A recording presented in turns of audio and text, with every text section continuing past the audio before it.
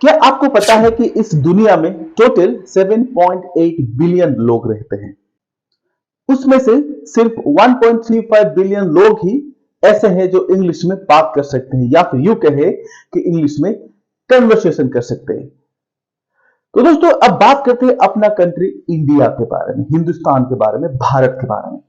तो दोस्तों हिंदुस्तान में 140 करोड़ लोग रहते हैं, लेकिन उसमें से सिर्फ 15 से 20% लोग ही इंग्लिश में बात कर सकते हैं, इंग्लिश में कन्वर्सेशन कर सकते हैं।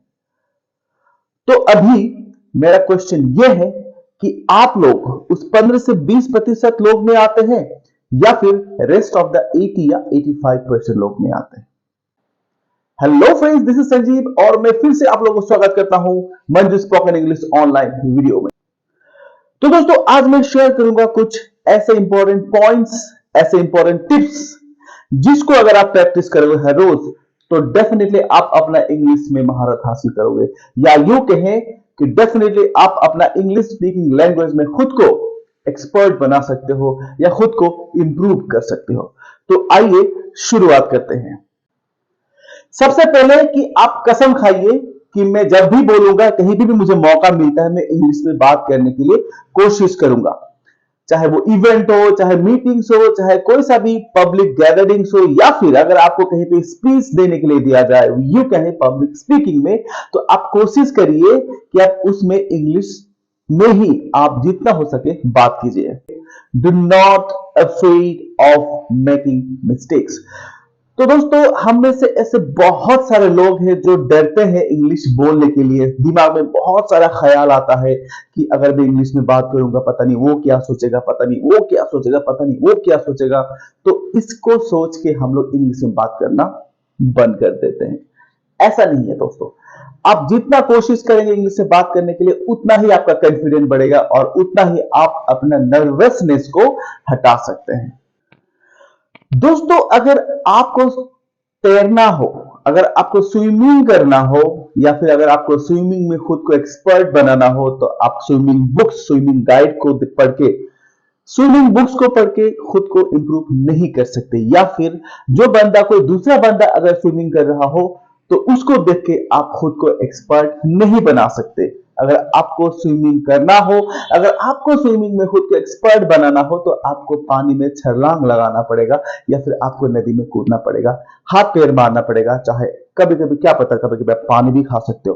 तो दोस्तों जब तक आप ये प्रैक्टिस नहीं करोगे तो आप स्विमिंग को इंप्रूव नहीं कर सकते। ठीक उसी तरह से इंग्लिश स्पीकिंग में खुद को सुधार लाना होगा। तो एक सबसे इंपॉर्टेंट पॉइंट क्या है? Speak, speak and speak. Yes friends, अगर आप बात करेंगे इंग्लिश में तो ही आप खुद को इंप्रूव करेंगे। और दोस्तों हम लोग ये भी सोचते हैं कि पहले मैं अपना ग्रामर को ठीक करूंगा, मैं अपना वोकैबुलरी को ठीक करूंगा, मैं अपना प्रोनाउंसिएशन को ठीक करूंगा, वीडियो देखूंगा, ठीक करूंगा, तब जाकर मैं बोलना शुरू करूंगा। ये गलत है, क्योंकि आप बोलेंगे तो ही तो आपको पता चलेगा आपका कहां कहां प्रॉब्लम्स होता है, कहां कहां इश्यूज होता है, कहां कहां प्रोनाउंसिएशन में मिस्टेक्स होता है।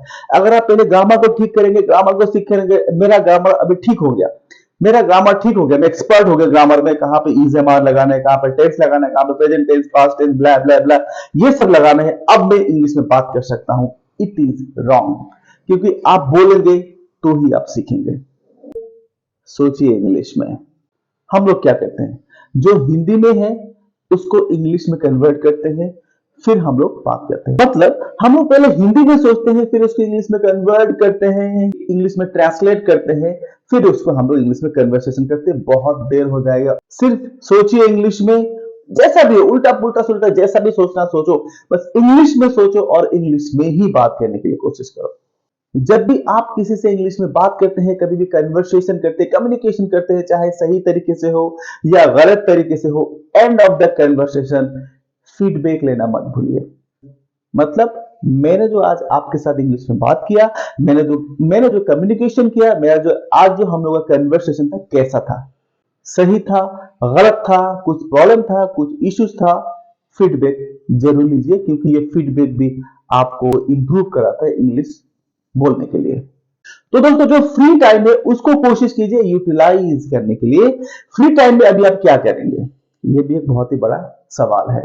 फ्री टाइम में आप जब भी आप फ्री होते हो, पॉडकास्ट, जी हाँ दोस्तों, पॉडकास्ट को यूज कीजिए या पॉडकास्ट सुनिए, या फिर इंग्लिश नॉवेल्स पढ़िए, इंग्लिश न्यूज़पेपर्स पढ़िए, इंग्लिश बुक्स पढ़िए, इंग्लिश शॉर्ट वीडियोस देखिए। तो ये जो फ्री टाइम है उसको आप जितना हो सके यूटिलाइज कीजिए, उसको ऐसे ही मत जाने दीजिए। इससे क्या होगा, आप इंग्लिश स्पीकिंग की और एक कदम आगे जा सकेंगे। अब मैंने तो बोल दिया कि इंग्लिश में बात करो, इंग्लिश में बात करो, लेकिन कभी कभी क्या होता है, बोलते बोलते दिमाग खाली हो जाता है। तो दोस्तों ये जो गैप है, इसको हटाने के लिए आपको जितना हो सके न्यूज़पेपर्स पढ़िए, बिजनेस न्यूज़पेपर्स पढ़िए, इंग्लिश बुक्स पढ़िए, ब्लॉग्स पढ़िए, नॉन फिक्शन बुक्स पढ़िए, या यूं कहें कि दिन में एटलीस्ट 30 मिनट्स आप खुद को समय दीजिए कि आपका ये जो गैप फीलिंग है, जो आपको कंटेंट नहीं मिल रहा है कि आपको बोलना क्या है, इसमें आपको बहुत मदद मिलेगा। और दोस्तों मेरा सबसे लास्ट और सबसे इंपॉर्टेंट पॉइंट है लिसन लिसन लिसन। क्योंकि जब तक आप नहीं सुनोगे आपको पता नहीं चलेगा कौन सा वर्ड्स को किस तरह से बोलना है। यानी अगर आपको अपना प्रोनाउंसिएशन ठीक करना है तो आपको सुनना पड़ेगा। क्या सुनेंगे? You can listen anything. अगर आपके आमने सामने कोई नेटिव स्पीकर्स हो तो उसको सुनिए। इंग्लिश वीडियो देख रहे हो तो अच्छी तरह से सुनिए, उसको ध्यान से सुनिए, कौन सा वर्ड को किस तरह से वो लोग यूज कर रहा है। प्रोनाउंसिएशन के ऊपर फोकस कीजिए, फ्लुएंसी के ऊपर फोकस कीजिए, तब जाके आप खुद को इंप्रूव कर सकते हो। तो दोस्तों ये था आज का मेरा जो पॉइंट्स, जो मुझे लगा कि आप लोगों के साथ शेयर करना बहुत जरूरी है। तो बहुत बहुत धन्यवाद दोस्तों। और भी बहुत सारे वीडियोस के साथ में आपके सामने आऊंगा। मेरा नेक्स्ट वीडियो रहेगा ग्रामर के ऊपर। तो दोस्तों तब तक के लिए नमस्कार, हंसते रहे और मुस्कुराते रहिए। और इस वीडियो को लाइक करना और सब्सक्राइब करना मत भूलिए, क्योंकि जब भी मैं नया वीडियोस लेके आऊंगा तो ये आपको और भी मदद करेगा। Thank you so much.